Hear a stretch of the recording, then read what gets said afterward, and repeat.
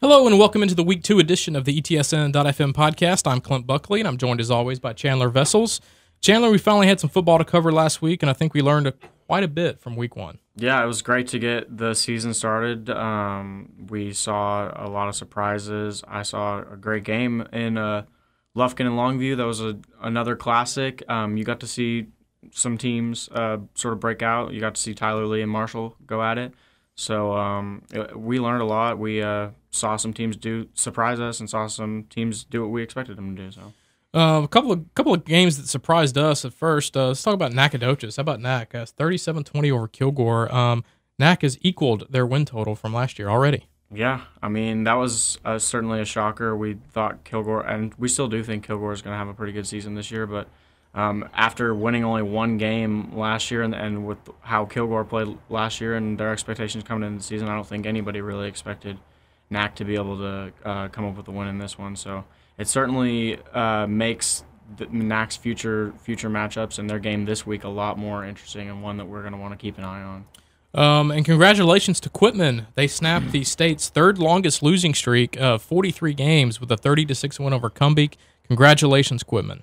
Yeah, I mean, anytime you can get out of that funk of losing 43 games, it's a good one. And 30-6 is no nail biter. They won pretty handily, so it'll be interesting to see if they can keep it up and maybe win maybe 2 or 3 more games this year. That'd be pretty impressive, especially coming off several 0-win seasons. Yes, and then on the negative side, just a couple of. I wouldn't say surprised in the outcome, but surprised in just the level of defeat. Yeah.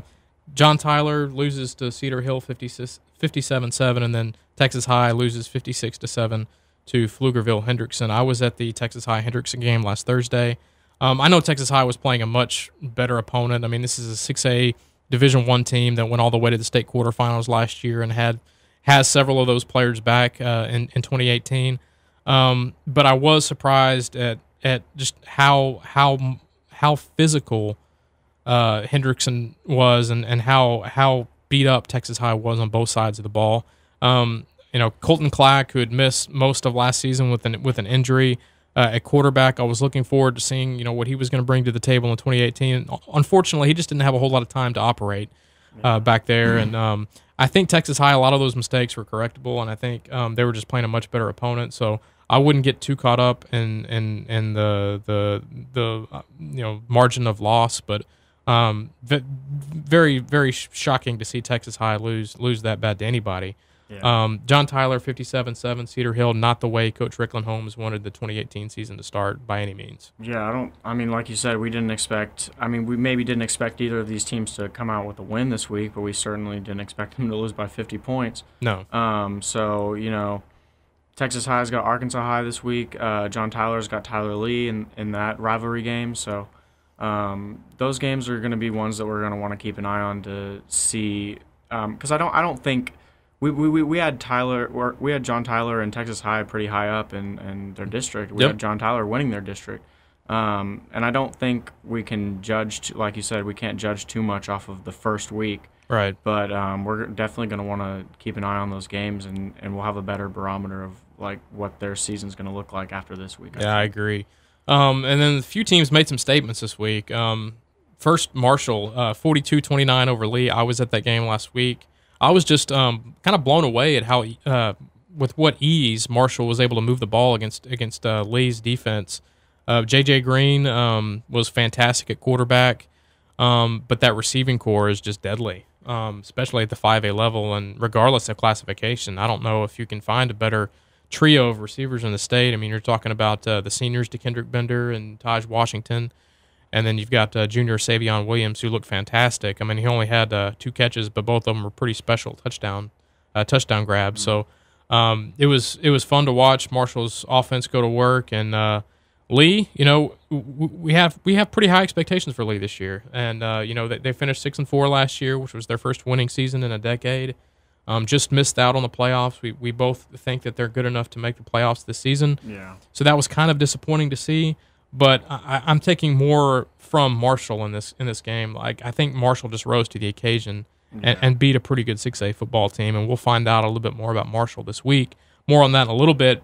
But Carthage, the two-time defending state champ Carthage, with all of those losses to graduation, 61-20 over Jacksonville in week 1. Yeah, I mean, we talked a lot.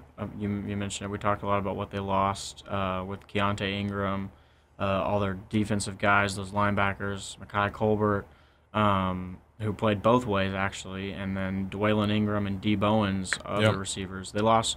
Gunner Caps lost his 3 best receivers from last season. And his top running back. Yeah, and Carthage's offense did not slow down at all. They put up 61 on Jacksonville, and Jacksonville's a defense that we expected a lot out of this season. We expected maybe they would surprise some people. They've got a few good guys in that secondary. Got 2 D1 guys in that secondary. Yeah, Deshaun McEwen's going to TCU, so it's really impressive what Carthage was able to do against a team of that caliber, and it certainly says that they're not going anywhere. I mean, that's a playoff team from last year in 5A, and we think is going to be another playoff team again this year. So, wow. I mean, that's all you can really say. Yeah. And then another kind of wow performance for us was White House's 50-28 win over Henderson. Yeah, their offense, much similarly to Carthage's, their offense just kept clicking, and Henderson's defense is again one that we thought was going to be pretty good this year. They've got Keevy Rose in that on that line, and they've got several other guys who we think are going to be playmakers this year. Brady Odom's a linebacker for them that's been pretty good, but Cameron Kentrell and Kendrion Johnson were rising to the occasion, and Marcus Gold's first game as the head coach. Congratulations, Coach Gold. Yeah, it's a heck of a way to start out your coaching career, so congrats. Yep. And then last but not least, if there was any doubt whatsoever that Newton would come into the season overconfident and would kind of slack off in game preparation, they put all those doubts to bed with their 71-0 win over Kirbyville last week. Newton, I guess Newton's going to Newton. Yeah, I mean, 71-0, and it's probably the least surprising of all of these statement wins. So that tells you just how good Newton is, that we're not in the least surprised that they were able to win by that margin. When I saw that score, I just started laughing. Yeah. I said, and I don't mean to, laugh at the team they beat. It was just, I mean, all you can do is really laugh at this point. Yeah, it's just they're going to do that a lot this year. Yeah, so I guess we all need to get used to that. But on to week 2, we've got several great matchups this week in non-district. We'll start off with Longview versus Marshall for the 108th time. Chandler, you will be there Friday night. I know you're looking forward to it. Yeah, it's as you mentioned, one of the oldest rivalries in East Texas.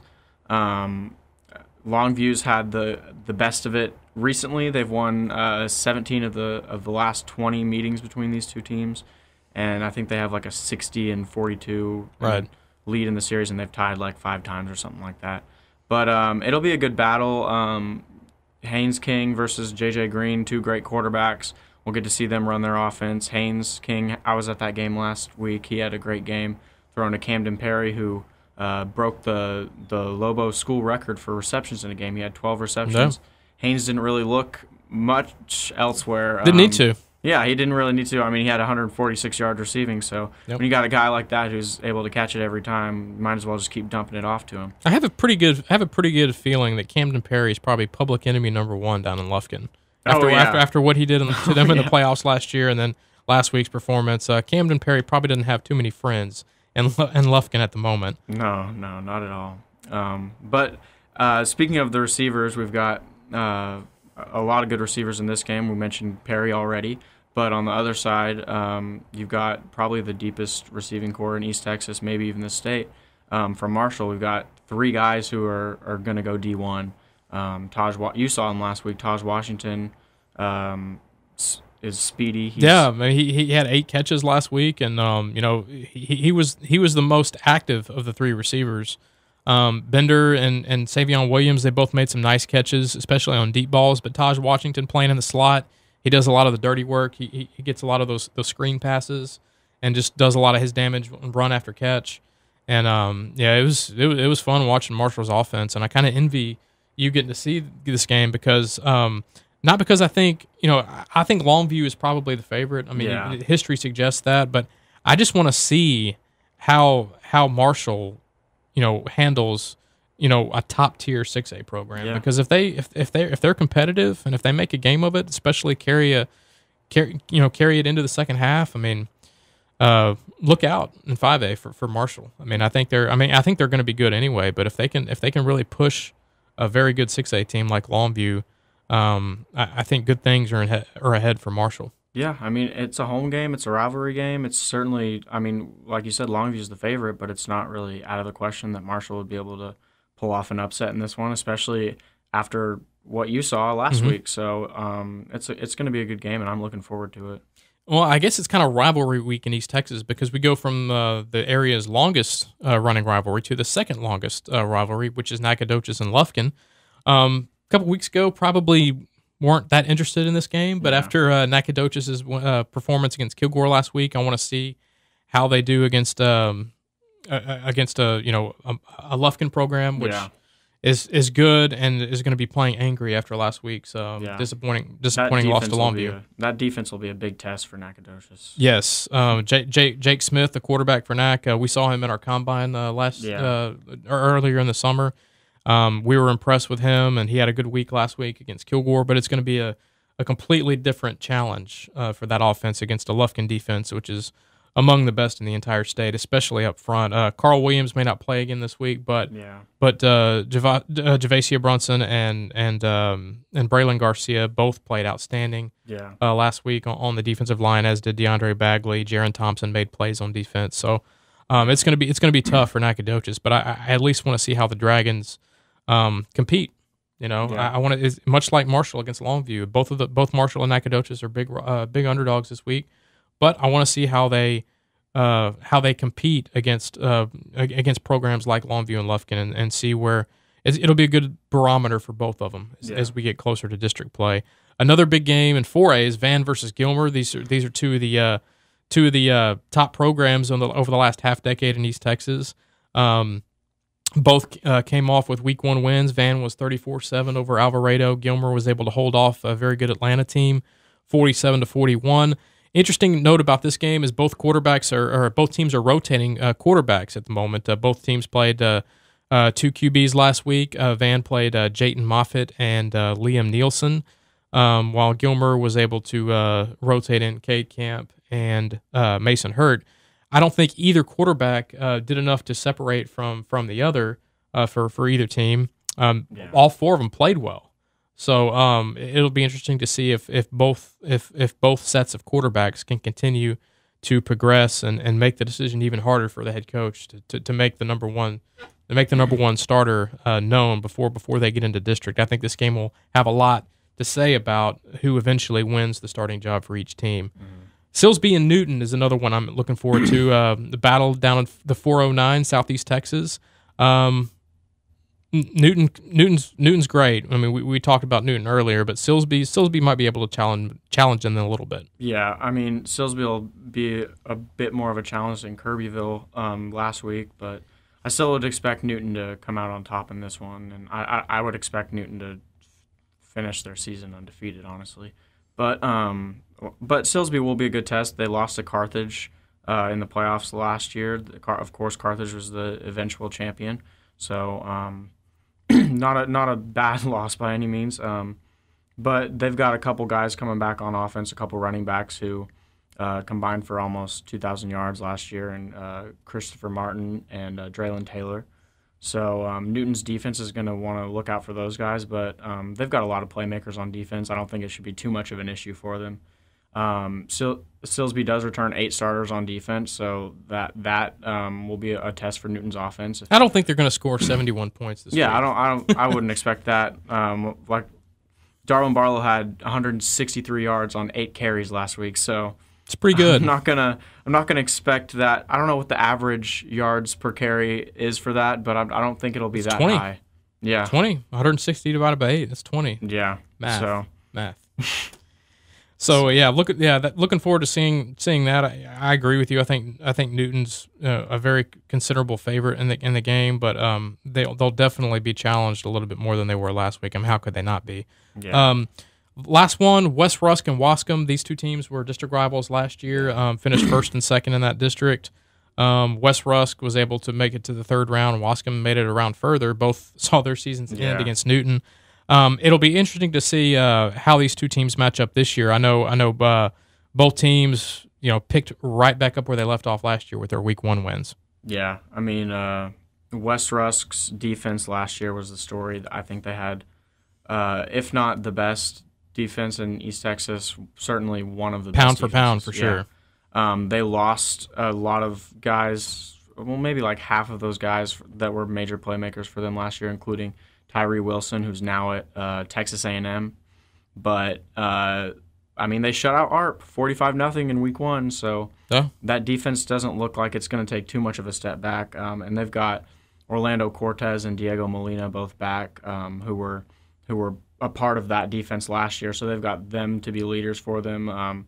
A guy that I saw who stuck out when I was just researching their stats from last week, Colton Mills had 13 tackles and 5 for loss, so he might be a guy who's going to emerge for them this year and sort of replace some of that talent that they lost last year. But Wascom is a team that's going to be a challenge for them. This is a rivalry game. Wascom likes to run the ball, so Wascom's offensive attack going up against that West Rusk defense is going to be really fun to watch. Of course, Wascom has TK Hamilton, who's going to be a D1 guy. They've got several other backs, Jacob Reeves, who's a guy who can make some plays for them. So it'll be a tight match, and it'll definitely be one to keep an eye on. Yeah, both teams won in blowout fashion last week. I have a feeling that this game won't be a blowout. This may be the best game in East Texas of the entire Week 2 schedule. So looking forward to all those big games. Of course, there are other ones as well. But those 5 really set themselves apart, and really looking forward to seeing how those play out. Before we get out of here, we want to give a special shout-out to our offensive and defensive players of the week. First up, our offensive player of the week is Marshall Junior quarterback J.J. Green. We mentioned him earlier at the top of the show. 15 of 23 passing for 318 yards and 5 touchdowns. He also carried the ball 8 times for 39 yards and a touchdown. He accounts for the Mavericks' all 6 of the Mavericks' touchdowns in their 42-29 win over Lee. Congratulations to J.J. Green, our offensive player of the week. Yeah, and on defense we've got Ty Patterson, linebacker from Linden Kildare. He's the leading returning tackler in East Texas, so it's no surprise that he's able to take this award in the first week. But he had 25 tackles last week, so I think he might end up as the leading tackler once again. But I mean, it's early, but 25 tackles is that's just the beginning. Yeah. Look what else he did. He 2 defensive touchdowns. I mean, he had a 99-yard fumble recovery for a touchdown, so that alone that's a 14-point swing. Yeah, that alone might have been enough to get him the defensive player of the week. But if that wasn't, and they won by 14 points. Yeah, look at that, 40-26 over Hooks. So he also had a 60-yard pick six. So. Very impressive, Mr. Patterson. And once again, congratulations to J.J. Green and Ty Patterson, our offensive and defensive players of the week. That's going to do it for this podcast. If you have any questions or comments, please hit us up on Twitter. I'm at Clint Buckley. He's at Chandler Vessels. Or you can go through our main account at ETSN.fm. Or you can leave it in the comment section below the video if you are so inclined. If you haven't done so already, please download the free ETSN mobile app. It's available right now at the App Store on Google Play. It is the best way, Chandler, to keep up with the best live scoreboard in all of East Texas. So make sure you have that before you go to your games on Friday night. Well, for Chandler Vessels, I'm Clint Buckley. We will talk to you all again next week.